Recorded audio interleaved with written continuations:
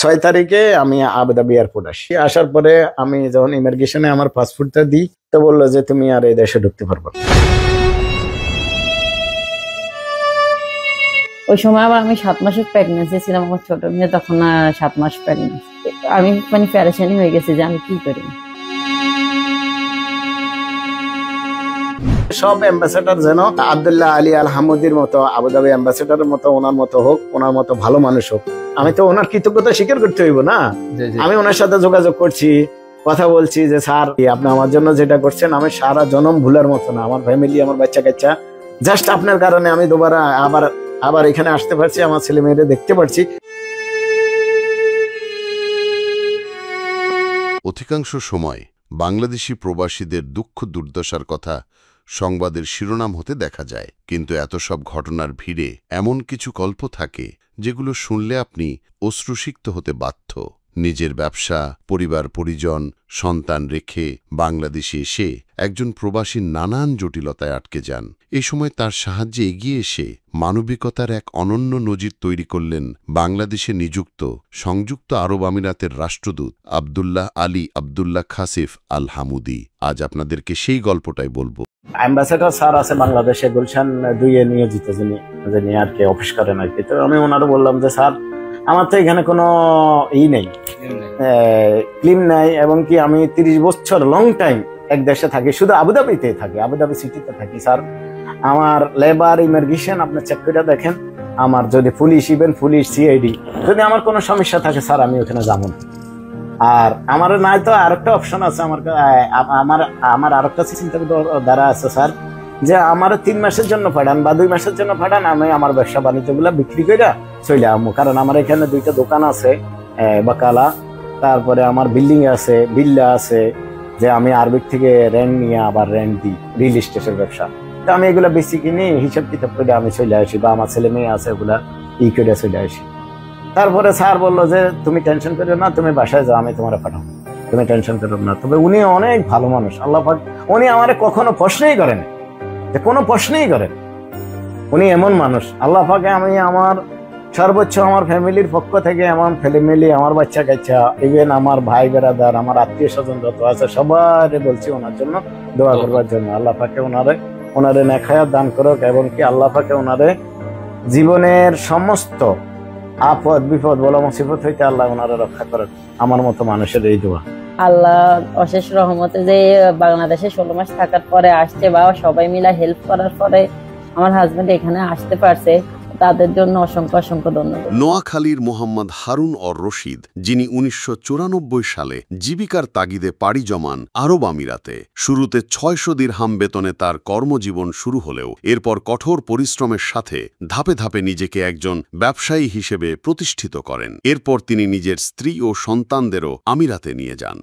16 সালে আমি রিয়েল এস্টেটের ব্যবসা শুরু করি। তো 16 সালের থেকে আলহামদুলিল্লাহ আল্লাহ পাকে আমারে অনেক ভালো রাখছে।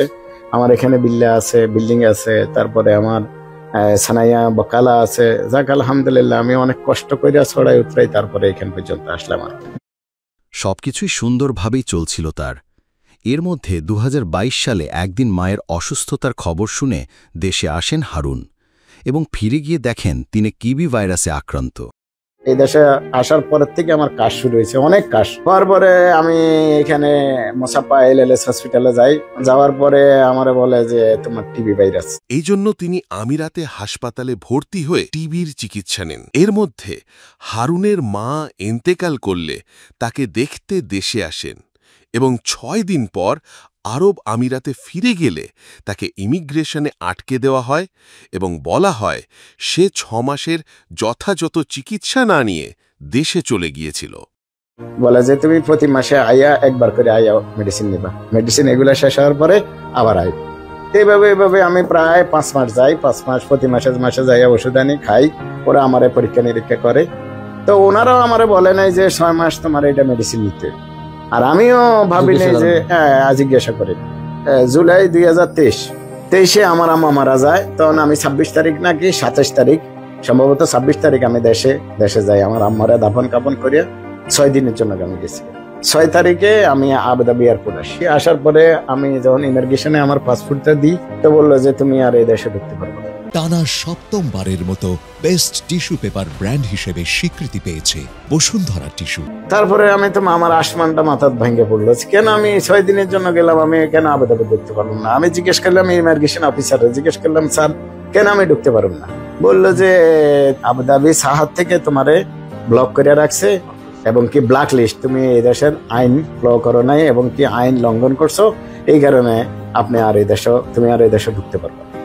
তখন আমি কি করলাম, আমি আমার বন্ধু বান্ধব যে যা কিছু আছে সবাই ফোন করলো, সবাই গেলো, দেখা করলো, কেউ কোনো কিছু রেসপন্সিবিলিটি দেয় না, বা আমি যে এখানে ঢুকতে পারো এরা অনুমতি দেয় না। তারপরে আমি কি করলাম, ওইখানে 48 ঘন্টা ছিলাম। 48 ঘন্টা থেকে আমি বাংলাদেশে আবার ব্যাক করি। দীর্ঘ 16 মাস চেষ্টা করেও যখন ফেরত যেতে পারলেন না, তখন তার জীবনে ফেরেশতা হয়ে আসেন আব্দুল্লাহ আলী আব্দুল্লাহ খাসেফ আল হামুদি। তিনি কিভাবে তাকে সাহায্য করেন, চলুন তা হারুন সাহেবের মুখ থেকে শুনে আসি। আমি কিভাবে দেশে আসতে পারুম, কি আসে বিষয়, তো আমি অনেক মানুষের সাথে যোগাযোগ করলাম, কোনো কিছুতে আমি সাড়া পাইতেছি না। তারপরে লাস্টে আবুধাবি ভিসা সেন্টারে আমি 1 বছর ধরে ঘুরে ফিরে করলাম। ইউনাইটেড আরব আমিরাতের যে ভিসা সেন্টার আছে গুলশানে, আমি ওইখানে অনেকবার গেলাম। তারপরে অনেকদিন ঘুরতে ঘুরতে ঘুরতে ঘুরতে তারপরে যাই আমি একদিন ইউনাইটেড আরব আমিরাতের যে অ্যাম্বাসেডর স্যার আব্দুল্লাহ আলী আহমদি যেখানে অফিস করেন উনি, ওইখানে গেলাম। ওইখানে যাই সিকিউরিটি গার্ডের জিজ্ঞেস করলাম যে ভাই এখানে আমি আবুধাবি ইউনাইটেড আরব আমিরাতের যে কর্মকর্তা আছে কারোর সাথে আমার কথা বলতে পারুম? তো উনি বললো যে আমি ঠিক আছে, এখানে একটা আমার ভাই আছে, আমি নিয়ে আসতেছি, আপনি ওনার সাথে কথা বলুন। তারপরে আমার যে আবুধাবি ইউনাইটেড আরব আমিরাতের সিটি আবুধাবিতে যেটা আমার সাথে হইলো, আমি এগুলা সব আমার বাইরে স্পেলিং করলাম এবং বললাম যে ভাই আমার এমনি এমনি অবস্থা। তারপরে তো উনি আমার অ্যাম্বাসেডর স্যারের সাথে দেখা করাইলো, কথা বললো। আমার ভাইয়ের মাধ্যমে বললো যে হারুন এটা তো হবে না এমনি, তুমি বাংলাদেশের দক্ষিণ এশিয়া বিষয় মন্ত্রণালয়ে যাইতে হবে, ওইখান থেকে একটা লেটার আনি দিতে হবে যে আমি কিভাবে কাজ করবো। যদি আমার বাংলাদেশ থেকে যদি আপনার পারমিশন না দেয় তাহলে তো আমি তোমার কাজ করতে পারবো। তখন আমি স্যারকে বললাম, স্যার আমার মতো মানুষই কি বাংলাদেশের দক্ষিণ এশিয়া বিষয় মন্ত্রণালয়ে যাইতে পারবো? পসিবল না, কারণ আমার ওখানে ঢুকতে দেবো বা আমার পরিচিত নাই, কারোর সাথে জানি না, চিনি না। তখন আমি বলার পরে আমারে বললো যে ঠিক আছে, আমার বাইরে আমি কথাটা বললাম, বলার পরে বললো যে আমার একটা ফ্রেন্ড আছে অনিক স্যার, আমি আপনার নম্বর দিয়ে দিব, আপনি ওইখানে যাইয়া গেটে যাইয়া ফোন করবেন এবং আপনি একটা লেটার বাইরে থেকে বানাই নিয়ে যাবেন, আপনার বক্তব্যটা কি, আপনার সমস্যাটা কি। তখন আমি এগুলো একটা বানানোর পরে আমি যাই গেটে যাইয়া অনেক স্যারের ফোন করি। ফোন করার পরে উনি বলছে সিকিউরিটি পুলিশে বলছিল সিকিউরিটি গার্ডে আর কি, যে ওনারা আসতে তো। তা আমি গেলাম, আমি যাইয়া উনি ওইখানে সচিব ছিল, আমার পুরো ডিটেলস গুলো আমি বললাম। বলার পরে ওনারা আমার একটা লেটার দিছে।